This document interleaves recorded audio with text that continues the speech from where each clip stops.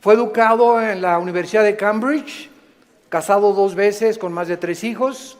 La primera esposa fue cristiana, abandonó a la primera esposa para casarse con la segunda, que era su enfermera. Murió a los 76 años, a los 23 años de edad lo diagnosticaron con una esclerosis tremenda, atrófica, y le dieron menos de 2 años para vivir. Y sin embargo vivió 50 años más, 76 años murió. Y lo más irónico del caso de la vida de este grande astrofísico inglés fue que su esposa, cuando lo metieron y lo entubaron 2 veces a los 20 y tantos años y después a los 40 y tantos, y le dijeron en el hospital que ya tenían que desconectarlo porque ya no podía vivir, ella se puso de rodillas e intervino ante el trono de la gracia, y llegaron los doctores y le dijeron: es que esto es un milagro. Y la segunda vez que otra vez lo vuelven a conectar porque ya estaba a punto de irse de este mundo, su esposa vuelve a arrodillarse en oración para salvarle la vida. Él supo que su esposa estaba de rodillas orando por él, y cuando él tuvo esta oportunidad de poder decirle a Dios: gracias porque me concedes la vida, se siguió burlando de ella. Y las palabras de él a su esposa fueron las siguientes: yo no hago caso a la religión porque es la ciencia la que nos da la verdad.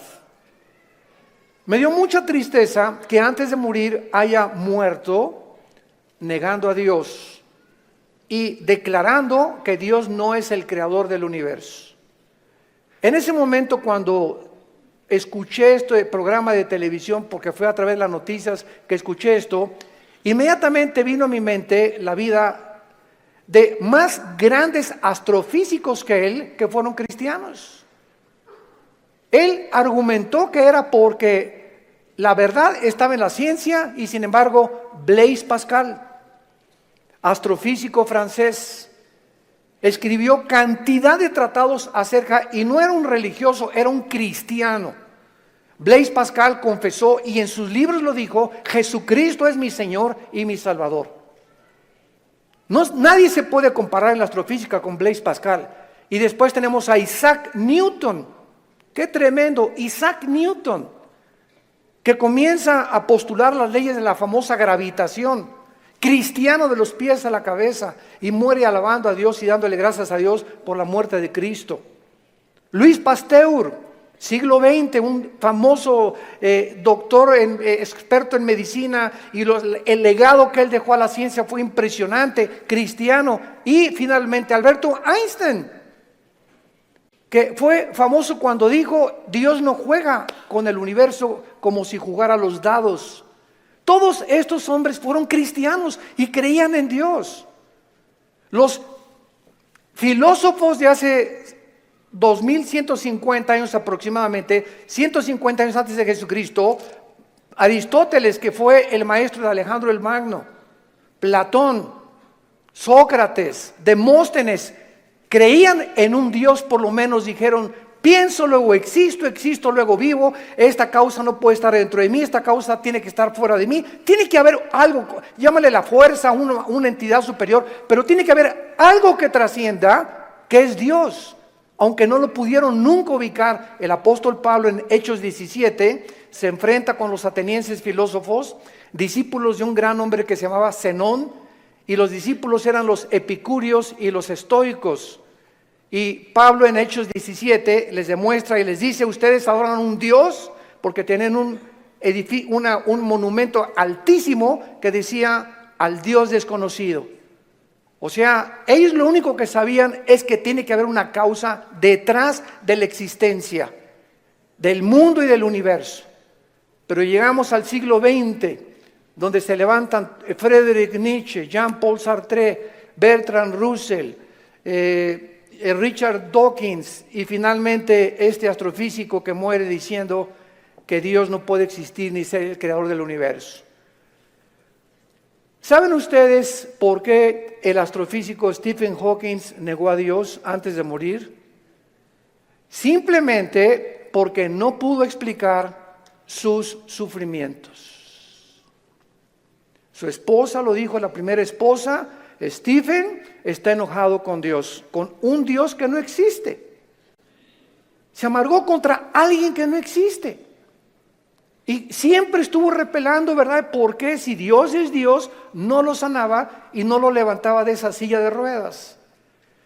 Hace poco ustedes escucharon el testimonio de Nicky, un muchacho sin brazos y sin piernas.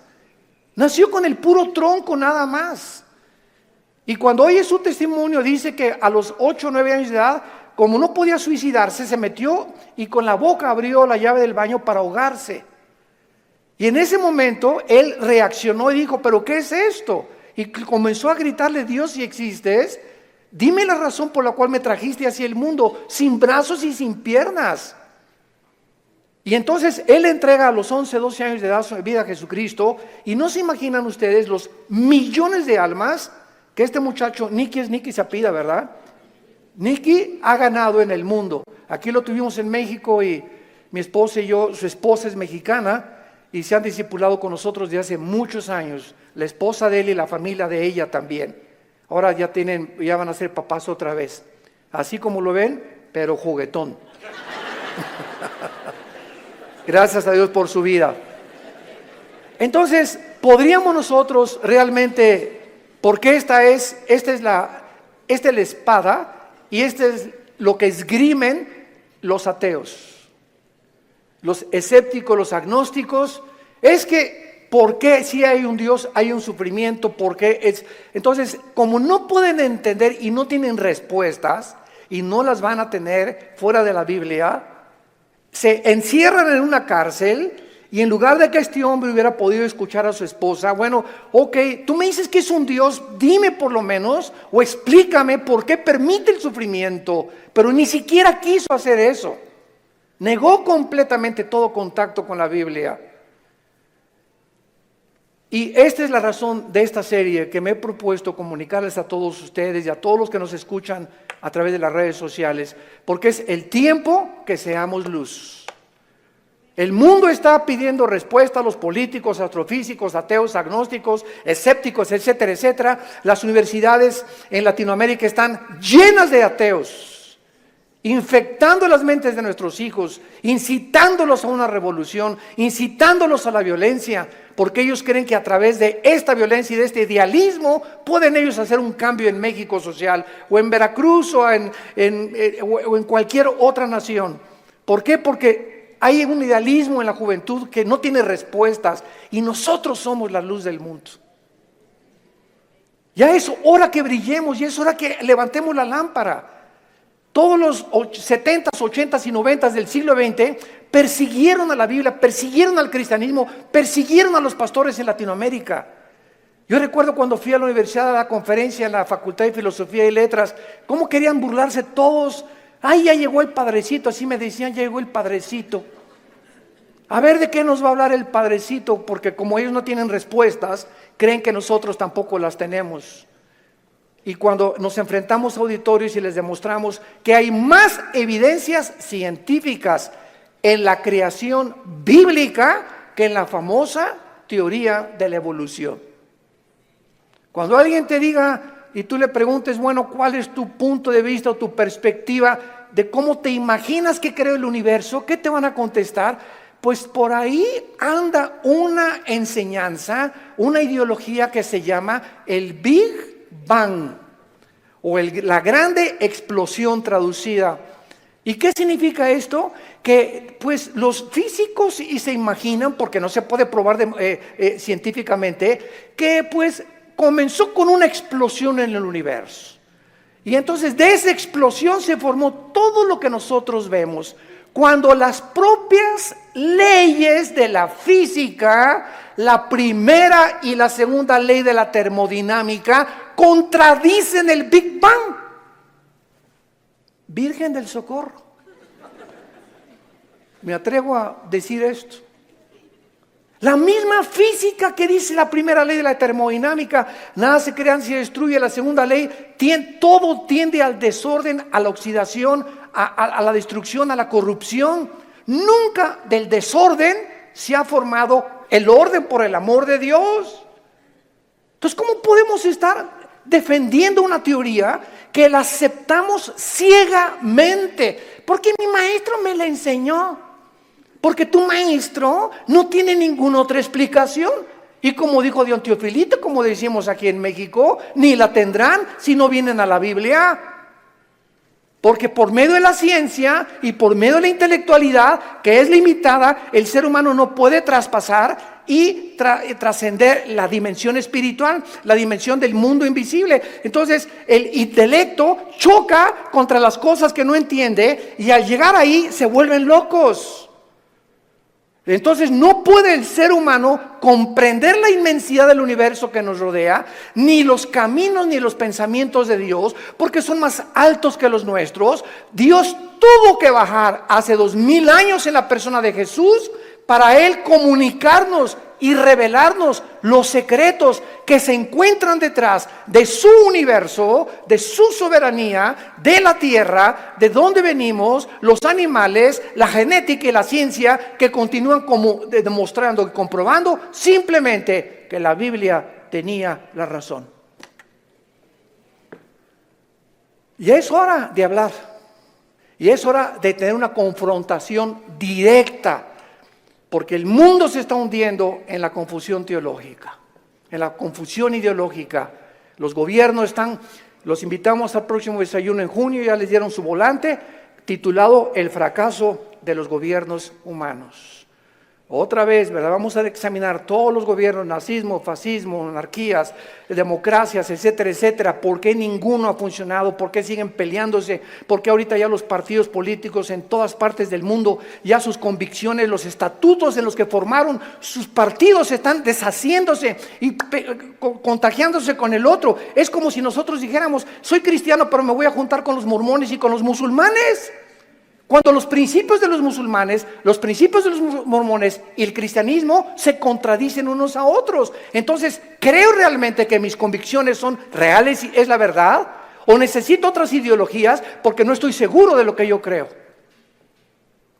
Es una tristeza, se están derrumbando ante nuestros ojos todas las ideologías y todas las filosofías del mundo. Los sistemas de pensamiento están confundidísimos como jamás lo habían estado.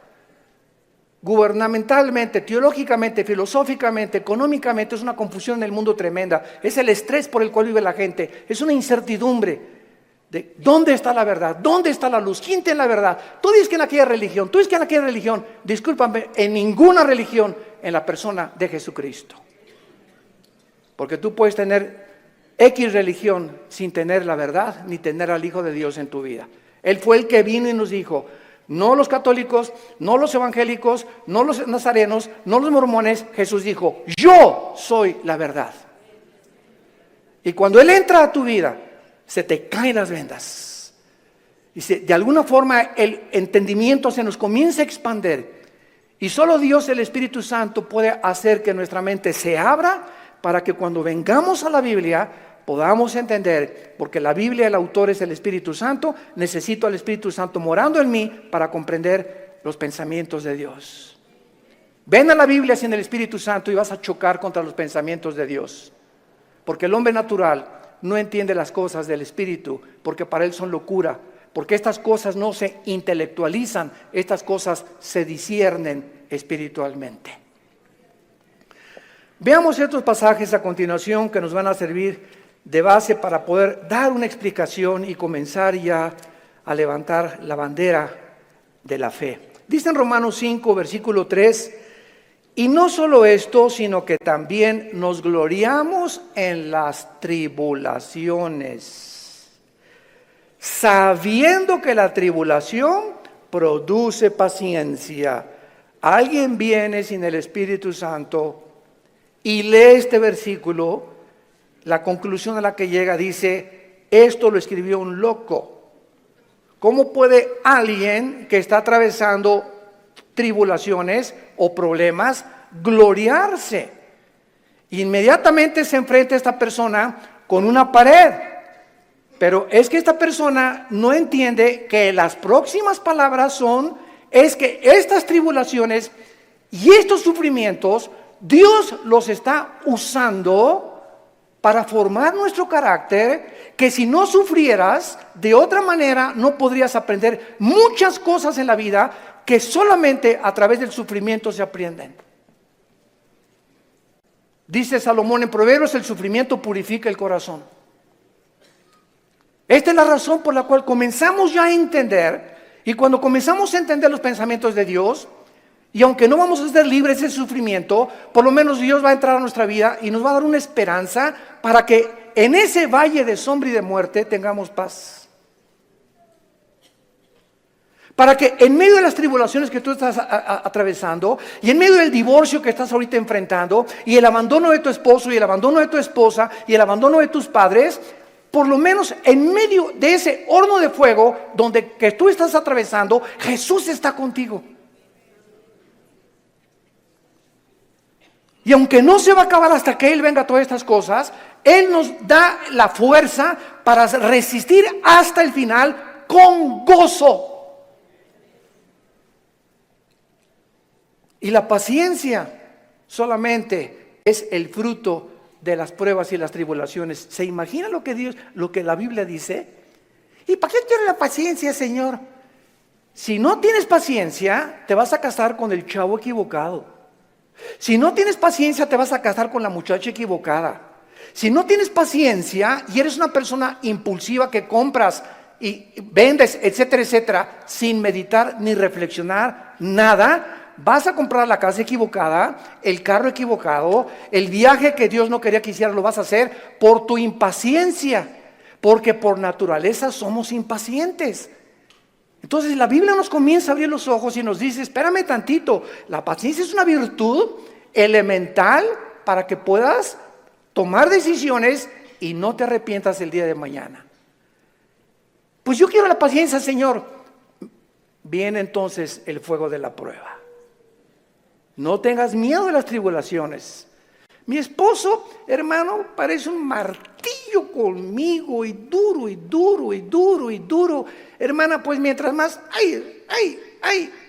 te está haciendo tu esposito, sin que te des cuenta, estás desarrollando una capacidad para aguantar. Que si no quieres hacer eso, pues sácate un cuchillo y vete sobre él entonces. Y acaba con tus problemas. Hace muchos años, quiero irme con mucha calma con estas conferencias porque son muy importantes y tratar no se imaginan, oren por nosotros, por mi esposa y por nosotros, nuestros hijos. Necesitamos mucho de las oraciones de todos ustedes y le pido a Dios mucha oración, que siempre que yo estoy enfrente de un público pueda yo tener la capacidad de explicar su bendita y profunda palabra. Hace muchos años había un dramaturgo inglés llamado Oscar Wilde. Y él hizo muchísimas obras de teatro. Yo me acuerdo, tenía como 18, 19 años de edad. Formé parte de un elenco teatral llamado Hamlet. Y en una de las cosas que yo tenía que declarar durante el escenario, en el teatro, representando a Hamlet, ¿verdad? Dice así la obra de William Shakespeare: morir, dormir, no más. ¿Qué es más levantado para el espíritu? ¿Levantar las armas contra un piélago de calamidades y haciéndole frente a acabar con ellas? ¿O esperar el sufrimiento y dormir y morir no más? En otras palabras, este dramaturgo que no era cristiano, pero creía en Dios, Oscar Wilde, y tenía problemas morales, ¿verdad? No nos vamos a meter con eso ahorita. Oscar Wilde pudo entender que en la vida es o mueres o vives.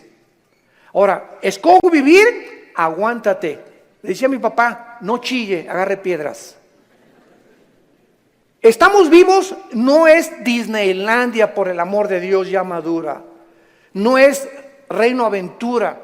No estamos en el milenio todavía, estamos en un mundo de una raza humana caída, donde hay pecado, muerte, oscuridad, sombras, tristeza, enfermedades, violencia, etcétera, etcétera. Y vamos a través de esta serie a explicar por qué permitió Dios esto. Y nos vamos a dar cuenta, cuando veamos la explicación de Dios, vamos a levantar las manos, te voy a decir, Señor, profunda es tu sabiduría y tu gracia y tu misericordia. Cuán profundos son tus pensamientos. Y yo era como era porque no entendía. Ahora entiendo, Señor, y te alabo y te bendigo.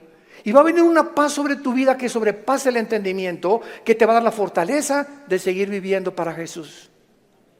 Y este es el propósito de esta serie. que he tratado de preparar para todos ustedes y los que nos escuchan. Las tribulaciones nos producen paciencia. Necesitamos la paciencia. La segunda es Santiago capítulo 1, versículos 2 y 3. Santiago capítulo 1, 2 y 3. Hermanos míos, otra vez parecía que estuviera loco Santiago, de cuál fumó. Tengan por sumo gozo cuando se hallen en diversas pruebas. ¿Quién puede llegar a esa conclusión, verdad? Gózate cuando te corran de tu trabajo.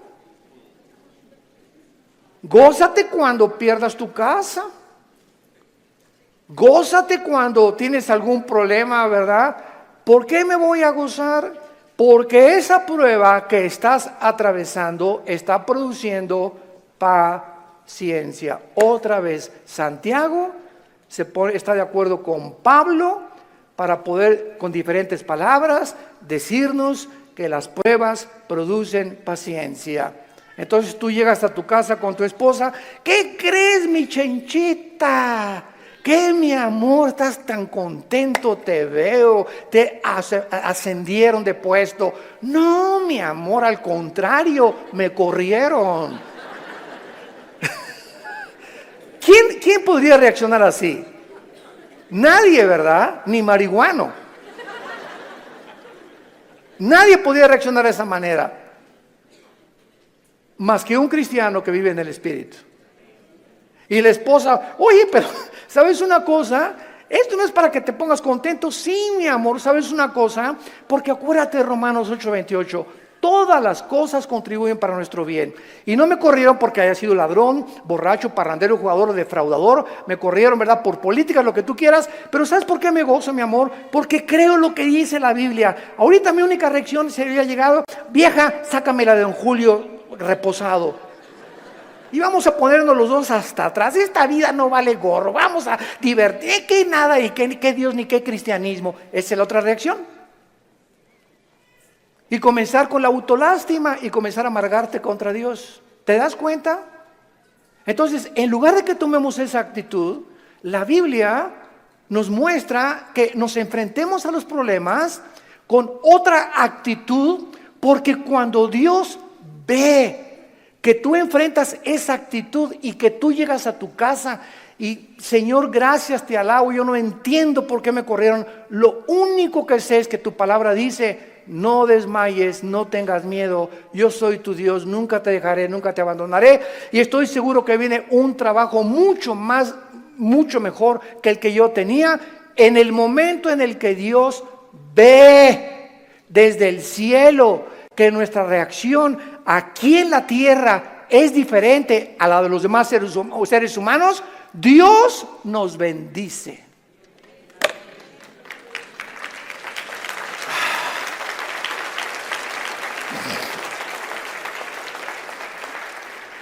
Porque sin fe, ¿y cómo se demuestra la fe? Actuando al contrario de nuestros sentimientos y emociones. Hebreos 11:6. Y el versículo 1 de Hebreos 11 dice: y la fe es la certeza de lo que se espera, la convicción de lo que no se ve. Veamos y metamos aquí un microscopio. La fe está relacionada con el futuro y con lo invisible. Es una certeza, es una seguridad de algo que está adelante de mí, que estoy esperando, y aunque yo no lo vea, estoy seguro que viene a mi vida. Y además estoy tan convencido aunque no lo vea. La fe, si no es algo que tú estás esperando y no estás convencido, tu fe es la fe de los demonios. Dice Santiago capítulo 2 que los demonios también creen. No, yo creo en Dios.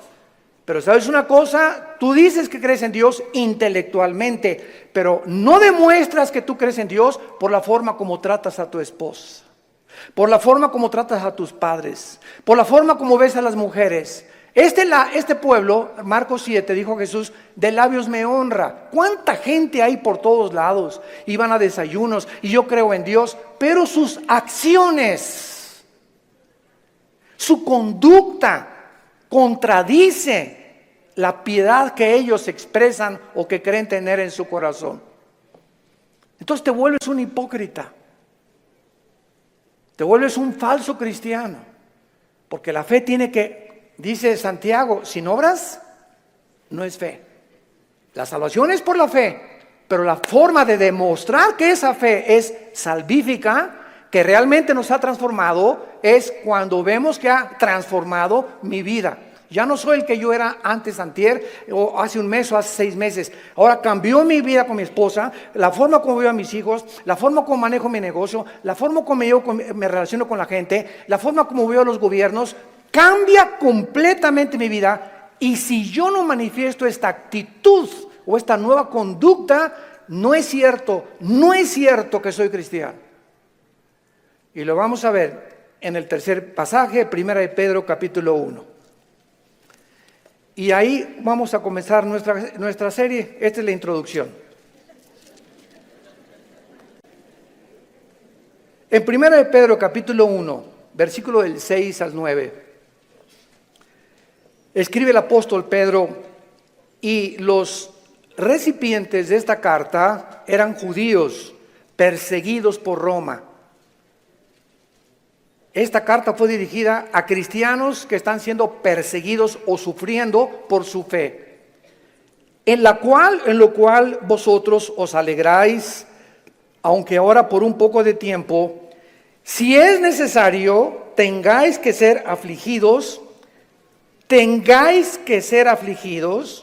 en diversas pruebas, para que sometida a prueba vuestra fe, mucho más preciosa que el oro, el cual aunque perecedero se prueba, con fuego se hallada en alabanza, gloria y honra, cuando sea manifestado Jesucristo, a quien amáis sin haberle visto, en quien creyendo, aunque ahora no lo veáis, os alegráis con gozo inefable y glorioso, obteniendo el fin de vuestra fe, que es la salvación de vuestras almas.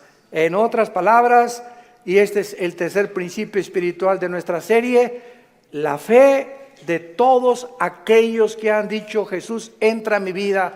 Ayer en el desayuno tuvimos más de 35 decisiones, gracias a Dios, y la gente que hace una decisión por Jesucristo, quiero que lo sepas, tu fe va a ser probada. Tu fe va a ser probada. ¿Y saben ustedes dónde comienza a ser probada? En la familia, con tus hermanos y con tus papás o con tus primos.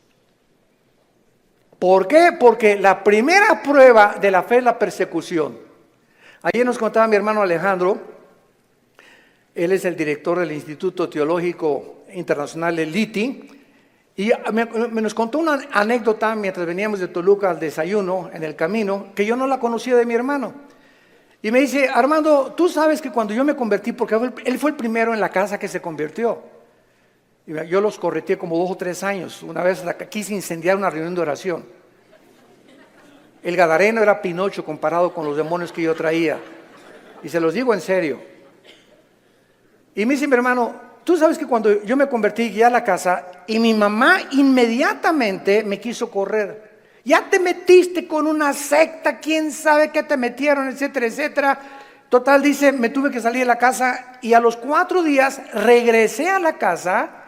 ¿Y qué crees? Estaba un cuñado mío, nuestras hermanas, la abuela, los tíos, y me hicieron juicio. Todos alrededor de la mesa, diciéndome: a ver, acércate por favor, estamos escuchando que ya te cambiaste de religión y que andas por ahí con unos aleluyas y quién sabe qué tantas cosas, y en esta familia la única religión que tenemos es tal y tal y tal y tal cosa. Y dice mi hermano: yo lo único que hice es a todos ellos que me hicieron juicio por haber aceptado a Cristo, en lugar de que contentos de que dejé las drogas, porque era bien hipioso mi hermano antes, y le metía todo, ¿verdad? En lugar de que estuvieran contentos, estaban completamente enojados que yo había comenzado a leer la Biblia. Y lo único que les dije fue, puse la Biblia en medio de todos y les dije: ¿la han leído? Y comenzaron todos a voltearse unos con los otros. No, Chepo. Pues si no la han leído, ¿qué base tienen para juzgarme que yo estoy mal? Porque si no es la Biblia la base de nuestra fe, ¿qué es entonces? Yo no les dije que fui con los mormones ni que fui con soy un musulmán. Estoy en un grupo de cristianos que leemos la Biblia. Y si ustedes no leen la Biblia, no tienen ninguna base. Dice mi hermano, desde esa vez nunca se volvieron a meter conmigo. Pero vino la persecución inmediatamente y vendrá contra ti también. Y comienza en la propia familia. ¿Por qué? Porque Dios nos sacó de las tinieblas de nuestra familia para regresar a nuestra familia e iluminarlos y sacarlos también al reino admirable de la vida de Jesucristo. Y si tú en tu familia no eres una luz y en tu medio donde trabajas no eres una luz y no estás dando testimonio de Jesucristo, tu cristianismo es religioso nada más. Y recibirán poder. ¿Para qué? Para poder enfrentar al mundo. Sin ese poder no se puede enfrentar al mundo. Hechos 1:8. Y recibirán al Espíritu Santo y me serán testigos.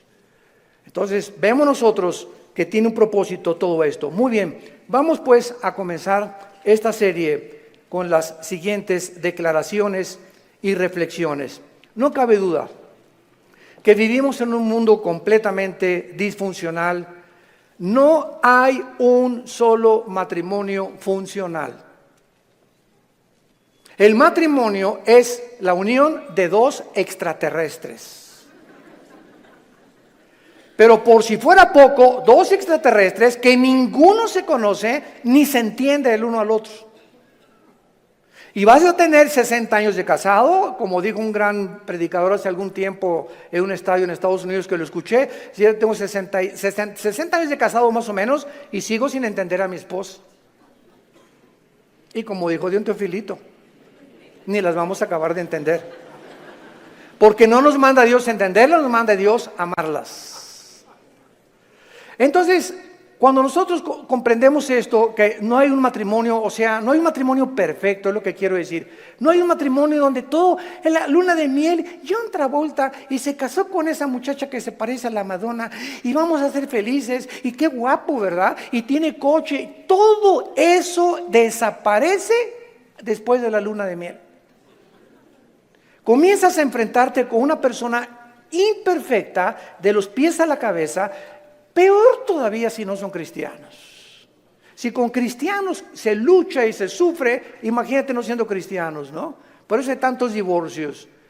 Entonces te enfrentas con una persona, con una mujer que no sabes cómo tratarla, no sabes, de todo chilla, no sabes por qué chillan las mujeres de todo. Habla, parece perico de África como habla mi esposa. Es que a las mujeres Dios les dio esa capacidad de hablar hasta por los, quién sabe por dónde más. Hasta por los pies hablan las mujeres. Y nosotros, ¿verdad? O sea, tú sabes una cosa. Cuando tú hablas con una persona, en el momento en que te paras a escuchar a una persona, no sé si ustedes lo sepan, la Biblia nos los muestra, el hecho que te estés concentrando en escuchar lo que está diciendo, estás emanando energía, te estás desgastando. Cuando Jesús lo tocó a la mujer, ¿se acuerdan ustedes la mujer con el flujo? Alguien me tocó.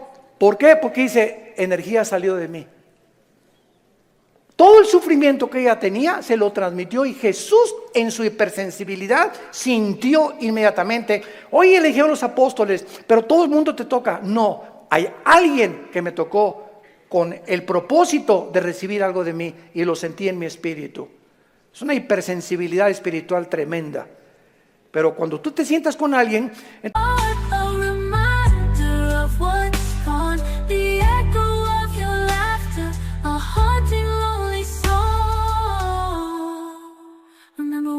Dance beneath the moonlight's glow. Whisper promises we never knew the depths of woe. Now the silence screams an unbearable aching flow. I'm left alone to pick up the pieces, watch the memories go. Maybe someday the pain will subside. Maybe someday I'll find peace inside.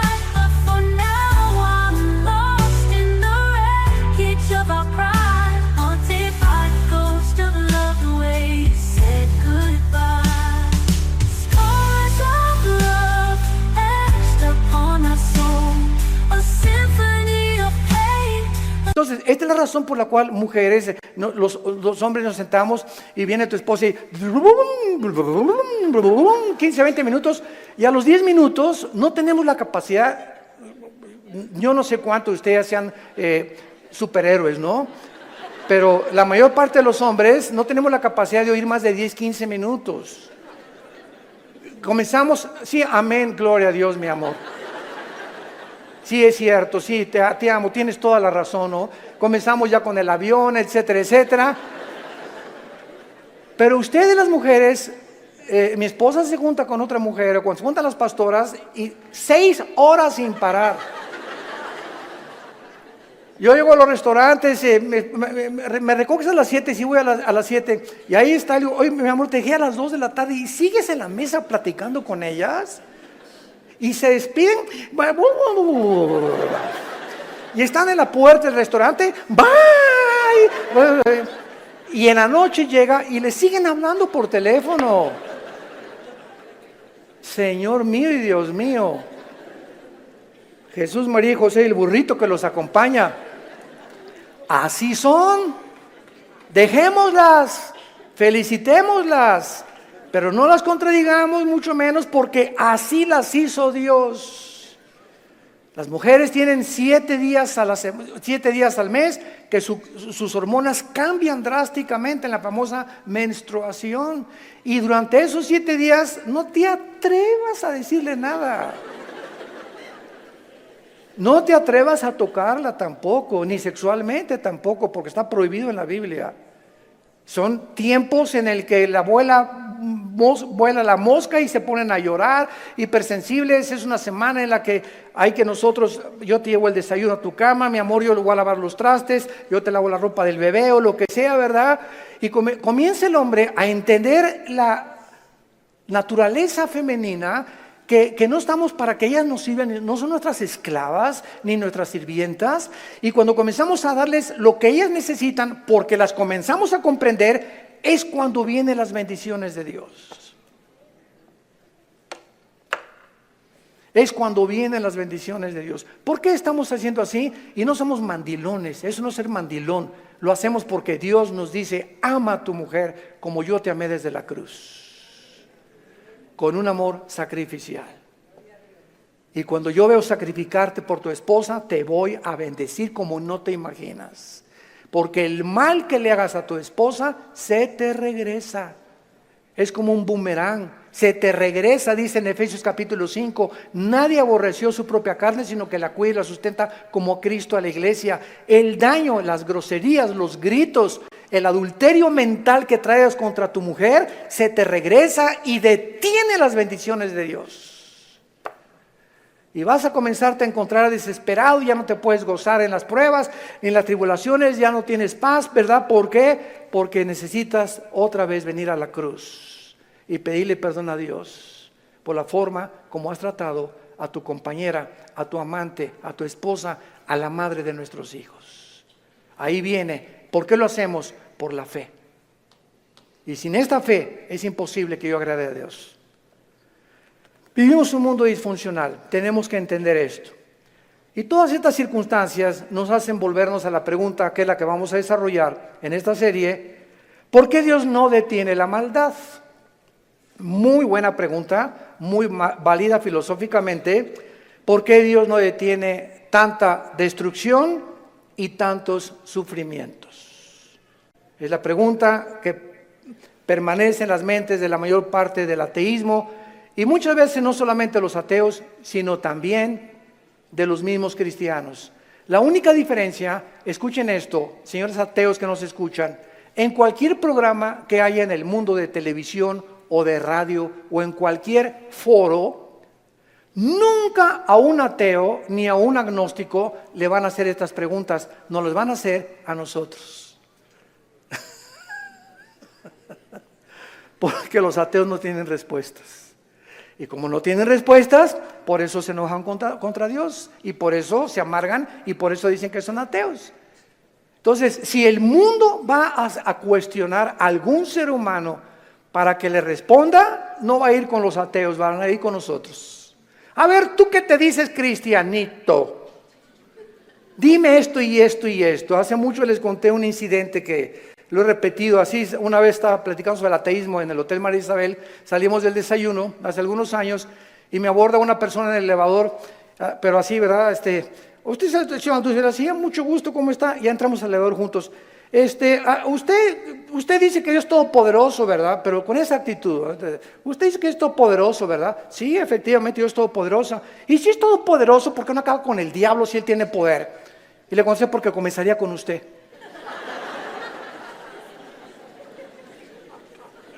Dele gracias a Dios. Le cambió completamente su perspectiva.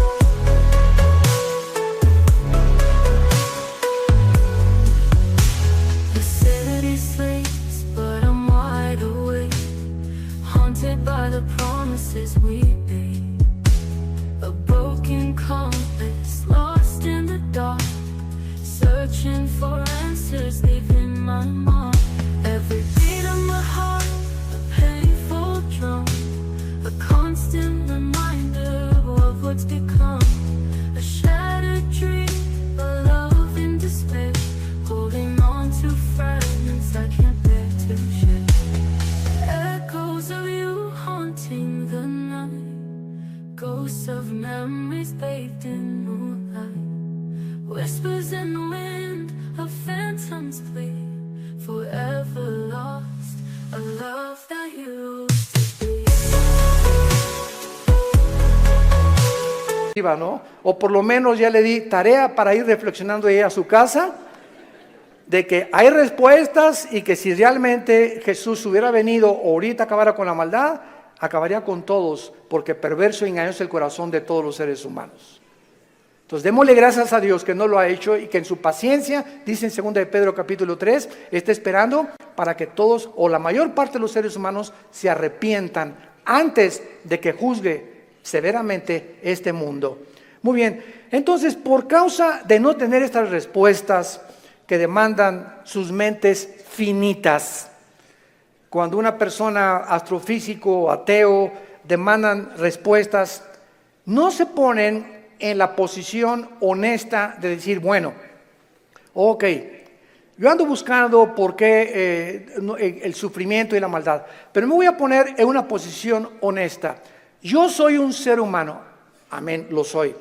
Si soy un ser humano y si existe Dios, es lógico, vamos a decir una línea lógica elemental, es lógico que sea un ser sobrenatural y sería imposible poder comprender los pensamientos, así como un niño no comprende los pensamientos de su padre, ni de un filósofo.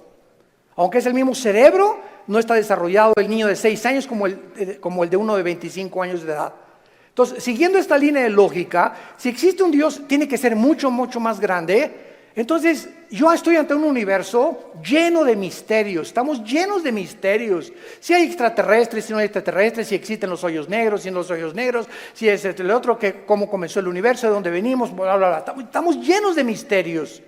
Entonces, estos misterios no voy nunca a comprenderlos con la mente de caracol que tengo.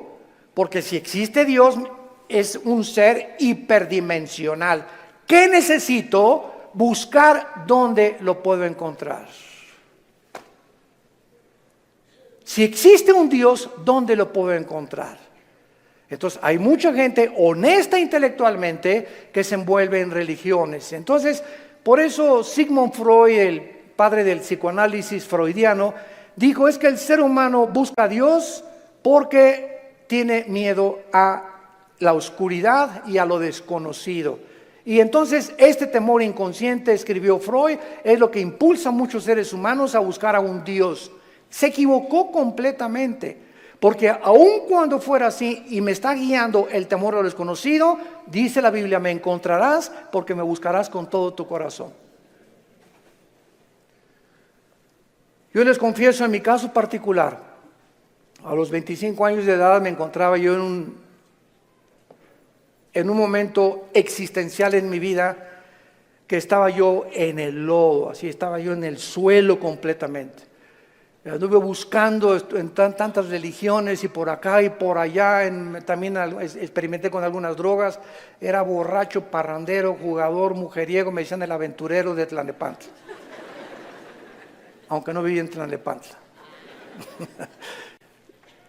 Y a través de esta crisis existencial, mi hermano ya se había convertido, mi hermano Alejandro, y caí de rodillas un día porque los amenacé. Llegaba mi hermano con los cristianos: Armando, arrepiéntete, mira, ustedes están locos. Y llegaban ahí, ¿verdad? Y hasta comenzaron a pelar, en ese tiempo se comenzaron a peinar como Jesús, así, y se ponían hasta unas túnicas blancas y me parecían locos, freaks, como le decimos en inglés, ¿no? Y dije, no, están más locos que nada, es la nueva onda, ¿verdad? Y peace and love y todo así, amorosos y todo, no me convencían. Hasta que llegó esta crisis existencial en mi vida, en la que ya no tuve más que hacer. Intenté quitarme la vida 2 veces. Ya no quería vivir, dije, no hay propósito, significado en mi vida. Y en esa crisis caí a las 4 o 5 de la mañana recordando las palabras que siempre mi hermano, antes de irse a la casa, oraban por mí. Y esas oraciones que hacían por mí en la casa me llegaron a tocar las fibras más sin que yo lo supiera, movieron mi espíritu. Y me levantó el Señor, creo, a las 3, 4 de la mañana y caí de rodillas. Le dije, Dios, si tú existes, te necesito. No sé quién eres, pero yo te necesito si tú existes. Y si es verdad que es tu Hijo, al quien tú escogiste y en quien el cual tenías tu complacencia y lo mandaste para que lo oyéramos a Jesús, no dijiste que oyéramos a Buda, ni a Mahatma Gandhi, ni a Mahoma.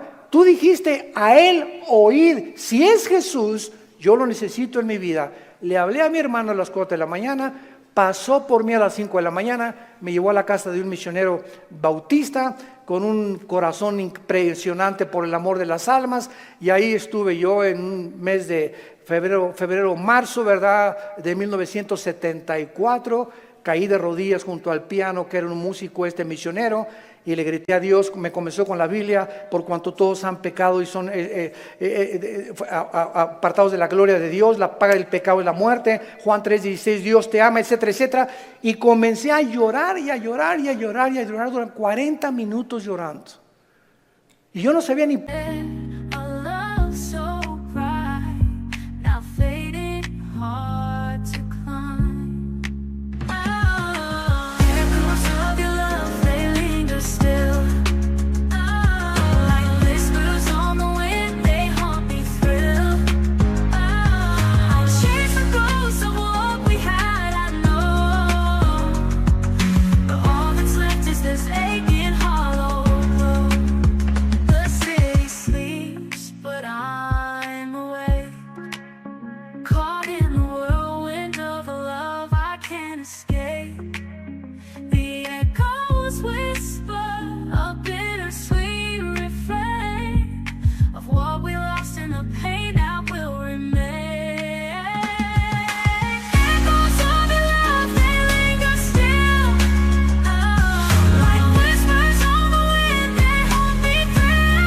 ¿Por qué lloraba? Pero estaba llorando, sentía que eran capas que se me quitaban así encima.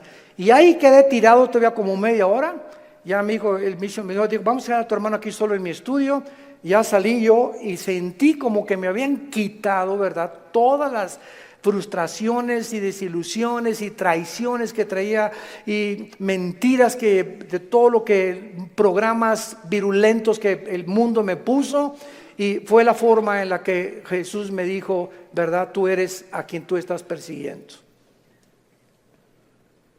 Y de ahí en entonces, ¿verdad?, mi vida fue cambiada radicalmente. Yo supe que había llegado al final de mi vida y que si Él era Jesús, yo tenía que dedicar mi vida a Él. No había ninguna aventura más grande en la cual un hombre pueda aventurarse a vivir más que conocer a Dios. No hay una aventura más grande. Conocerle es el más grandioso afecto de nuestros sentidos y amarle el más grande de nuestros propósitos. A los 3 años de que comencé a trabajar yo en la hotelería, era gerente del hotel, el que acabamos de ir ahorita en la reunión de los pastores en Acapulco, enfrente de la Diana. Estuve de gerente como 1 año, gerente en el Hotel Camino Real de Polanco, etcétera, etcétera. Y le dije a Dios, me voy de misionero. Yo creí que Dios me había llamado para otra cosa, me fui de misionero. Y me fui a la sierra de Oaxaca, entre la Costa Chica y la Costa Grande, entre Oaxaca y Guerrero.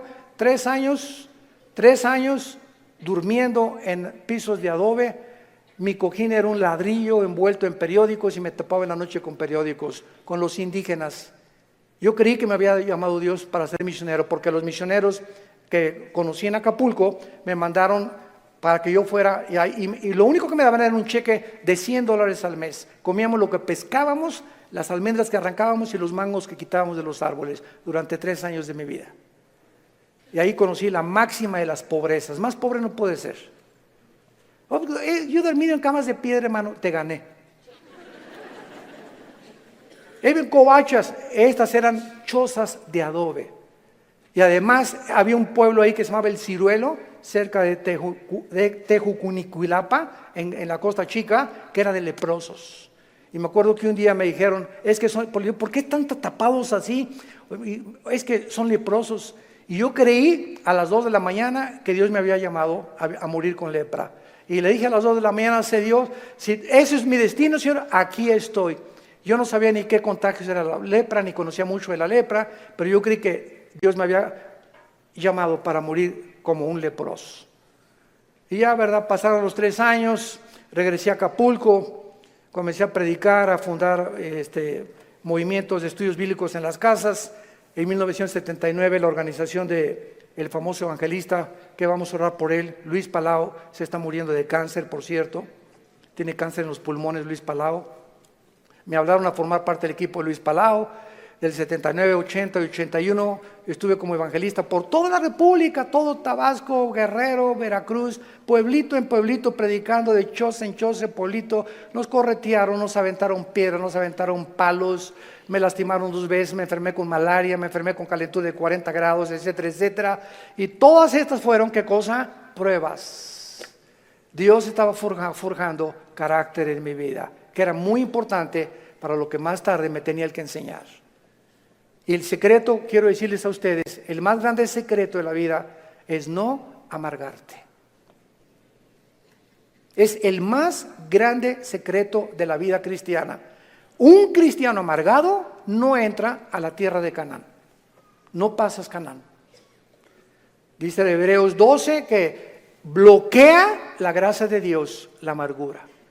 No importa lo que nos hayan hecho, lo que nos digan. Me acuerdo en los 80s cómo nos calumniaron. Me dijeron que me había casado 4 veces, que tenía hijos hasta en Iztapalapa, 15. Bueno, es increíble. Y todavía me dicen que de vez en cuando han oído esos rumores, ¿no? Le gané a Salomón. Puras mentiras. Pero el diablo es encargado de verdad de buscar la forma de desprestigiarte, de impedir. Pero ¿sabes una cosa? Que nuestro destino no depende de lo que la gente piensa. Nuestro destino depende de Dios. Y nadie puede arrebatarte ese destino que Dios te ha dado. Nadie, absolutamente nadie. Y para terminar, sí existen respuestas, y mientras todo se aclara, y mientras nuestra poca y chica y limitadamente intelectual comprende, y ahorita comenzamos ya con el Espíritu Santo a entender muchas cosas más que sin el Espíritu Santo imposible poder comprenderlas, Dios nos deja 2 consuelos. El primero, la resurrección de nuestra vida. Vamos a volver a vivir. Hijo, ten calma. No importa lo que estás pasando, cuando tú mueras y resucites, vas a tener el cuerpo que anhelabas tener. Si eras chaparrito y pelón, vas a ver el cuerpo que te voy a dar. Si te decían la tintorera de Tlanepantla, vas a ver la belleza que te voy a dar. Y lo que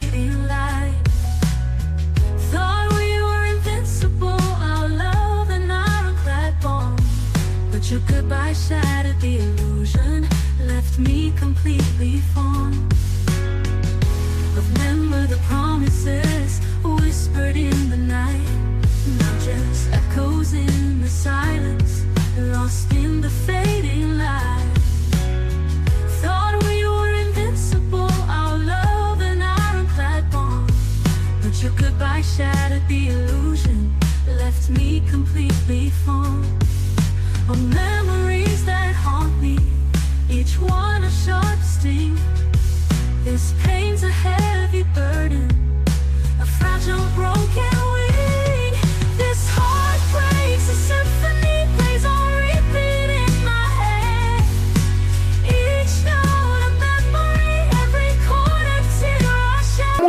y las enfermedades, todo lo que pasemos aquí, no nos imaginamos. Y la esperanza de que vamos a tener un cuerpo fue que Jesús se levantó de los muertos. Él es la esperanza y la gloria de nosotros. Vamos a volver a vivir. Y todo lo que hayamos sufrido y lo que hayamos afligido, y si acabaste en silla de ruedas o no silla de ruedas, o con cáncer o no cáncer, o lo que hayas pasado, no va a ser comparable con las glorias que en nosotros se van a manifestar. Y la segunda consuelo es que vamos nosotros realmente a tener un mundo nuevo, donde reine la justicia y la paz y la equidad. Viene ese mundo que anhelamos y que queremos cambiar por las revoluciones armadas, por la guerra, por la política, por la educación. De ningún esfuerzo humano el mundo va a cambiar hasta que Jesucristo regrese con todos nosotros a establecer su reino milenial. La pregunta en esta mañana es la siguiente: ¿estás tú preparado si tú murieras esta noche para encontrarte con tu Dios? ¿Estás preparado? ¿Estás seguro que tienes a Jesucristo? Asegúrate en este momento recibiéndole como tu Señor y Salvador. Inclina tu cabeza y dile estas palabras: Señor mío y Dios mío, aún no te entiendo, pero he comprendido que no necesito entender todas las cosas, más que una sola: te necesito. Sé que tú en la cruz enviaste a tu Hijo a pagar con su sangre por mis pecados, y que la resurrección de Jesucristo transformó el imperio romano, transformó la historia humana, al grado que la historia se cuenta antes y después de la vida de Jesús. Señor Jesús, gracias por esta muerte en mi lugar. Creo que con tu sangre pagaste lo que yo no podía pagar jamás. Y creo, como resucitaste de los muertos, que estás vivo. Y en este instante te pido, porque creo que vives, que entres a mi corazón. Señor, te necesito. Yo sé que con el tiempo comenzarán a caerse las cortinas de mi mente y comenzaré a comprender más y más cosas que ahora no entiendo, pero lo único que sé es que te necesito, que moriste en mi lugar y que nunca me dejarás ni me desampararás. Te recibo como mi Señor y mi Salvador. Amén. ¿Qué haríamos sin la Biblia? ¿Qué haríamos sin este maravilloso libro? El libro de los libros. Todos ustedes en esta mañana que por primera vez han hecho esta oración, nos gustaría bendecirles y saludarles. Y si tú en esta mañana hiciste esta oración por primera vez, ahí desde tu lugar te pido que te pongas de pie. Párense los que hicieron esta oración invitando a Cristo a sus vidas. Gracias a Dios. ¿Cuánta gente? Que Dios los bendiga. Gracias. Muchas gracias. Gracias, joven. Que Dios te bendiga. Alguien más. Que Dios la bendiga. Gracias a Dios. Allá atrás también. Muchas gracias. Gracias, Señor. Gracias, señorita. Gracias, joven. Que Dios te bendiga. Gracias, Padre, por todas estas personas, estas nuevas almas que vienen a la cruz. Nos ponemos de pie para recibir la bendición pastoral. Los que quieran extender su mano hacia acá lo pueden hacer. Los que no hay ningún problema. Es en señal de que recibes esta bendición. Dios bendiga tu vida. Dios bendiga tu matrimonio y les dé la paciencia para tolerarse y soportarse el uno al otro hasta que venga Jesús. Y esta fortaleza solo nos las puede dar el Espíritu Santo, viviendo en la palabra de Dios. Dios bendiga a tus hijos. Dios bendiga el fruto que llevas ahora en tu vientre. Que esta criatura crezca y nazca en un hogar cristiano, con principios de ética y de conducta moral. Que puede el muchacho crecer con la seguridad y decir siempre: mis padres se amaban, mis padres se respetaban. Dios bendiga a tus padres, Dios bendiga tu trabajo, tu entrada y tu salida. A sus ángeles mandará para que tu pie no tropiece en piedra. Él te llenará el conocimiento de su voluntad con toda inteligencia y sabiduría espiritual, para que andes como es digno de Él, llevando fruto en toda buena obra y creciendo en el conocimiento y la gracia de Dios. Nosotros ya no estamos en tinieblas, estamos bajo la luz, para que seamos luz en medio de una generación que se está degradando y perdiendo rápidamente por la corrupción que hay en el mundo. Que esa paz que sobrepasa el entendimiento, guarden ahora tus pensamientos y tu corazón